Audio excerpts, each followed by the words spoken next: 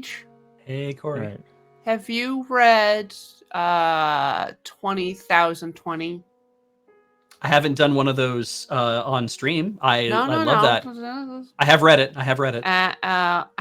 How do you think it compares with 1777-6? Oh, I'm gonna move this slightly so I can see you. Goodness. Okay, it's been a while for both, but let's see what we can do. So 17776. I really like that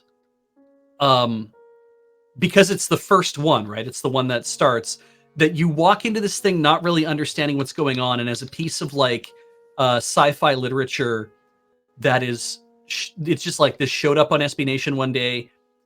You don't know what's going on in it. You're reading the article, and the article starts to break down, and it starts to turn to something else. I'm like, okay, this is really cool, and it does take you on a great ride. And so it's an introduction of here's the idea. We have to build all the world building. Like, we have to perform all the world building, obviously, but it doesn't have to be immediate. Like, we can give you a bit of exposition, but of course we can give you more exposition. We can fill up the world as we go along. So then when you read 20,020, a lot of that world building's already been done for you. But the nice thing about 20,020 is that you get a much more personal story, which I think is really interesting, even though it's being told at remove because of the way that both stories are being told by the satellites that are watching it. I like the fact that 20,020 is Jon Bois saying, I spent my first novella, essentially, building this entire world and giving you a sense of what this looks like at the macro level, and giving you little snippets of here's a character, like here's an interesting woman who's doing this, and here's an interesting person who's doing that, but that's kind of it. And for 20,020, it seems like it was more like, what would make this pop more to me is setting up a caper, which I like. I love capers. Oh? Yeah, I'm a big, right. I love sneakers, I love the Sting, like, I love capers. I love all the Ocean's 11 movies. Like, I love it when it's like, something is going to happen, you don't have all of the information yet, and I don't mind that, where it's like, some stuff is going to happen, there's going to be a twist, but there's going to be maybe another twist further on because you weren't given that information, and frankly, if it's been entertaining, I love it. If the story I've been reading or watching or whatever isn't entertaining, and you drop a second twist on me, it's like, well, then what was the point in me even watching this in the first place? And that's a really hard line to walk, I think. But I think 20,020 really works because the twists that get introduced are such that they really make you start really feeling what's going on at a much more involved level, as opposed to just, this is what the larger space is playing in. Like, this is like, here's what the world is like now. It's like, no, we're gonna tighten this up. We're gonna be like, here's what the world is like for these few people, and why that's important. So yeah, that's what I think. I like 20,020, I think, better, but also because I'm kind of hanging on him returning to it and writing the ending of it. Yeah, because it's not. Although done they're obviously very work intensive. Yes. To build. Like, although that's his jam, anyways. Yeah. If I can talk about Jon's output more as in the, because I'm not a super fan or anything. I do like watching what he produces. Oh, really? Yeah, I do like a lot of his stuff. I don't think I'm a super fan though. I think it's people who Basically probably really watched everything, and talk about for hours. Yeah, I scoregami is such a great turn of phrase, and I'm glad that he invented that idea. Maybe he didn't invent the idea, but he coined a phrase to go with it, and he made a great video that talks about it. It's like, scoregami is one of the easiest things I can say to people. Watch this, because if you like how funny math can be, I think you'll find that this is interesting too. And watching his Pretty Good, that's about the 1904 Olympics, the St. Louis Marathon, is like, that's also good too, because it is, I think it's pretty artfully done. But anyway, I think what happened is he got going on 20,020 and was like, I'm going to finish more of this in 2021. He even has a note saying more of this will resume in 2021. It hasn't resumed at all. But I've also been seeing what he's been putting up on Secret Base.